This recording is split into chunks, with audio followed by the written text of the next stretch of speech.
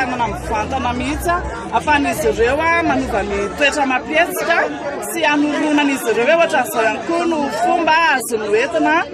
manentana mpiarabelona aminazy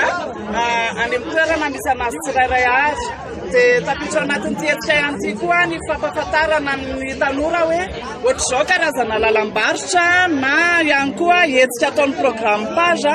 izay ahafahany mampiatra an'izany ihany koa any amin'ny toerana misy anazy, izany hoe karazana emploi vert zany raha ohatra ka hoe izay ny tenenantsika anazy ampahafantarina izy zany hoe io tontolo iainana io sady azontsika atao tanora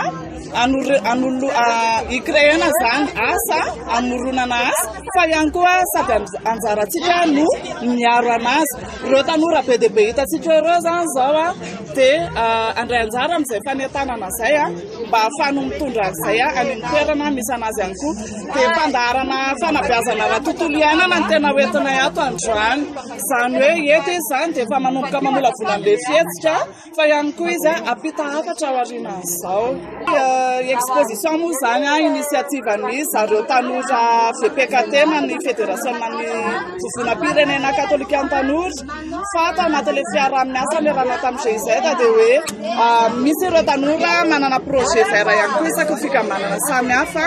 dia fotoana iray mba hanararaotana ny ahafahan'ireo tanora ireo mampafantatra izay projet vert ataon'izay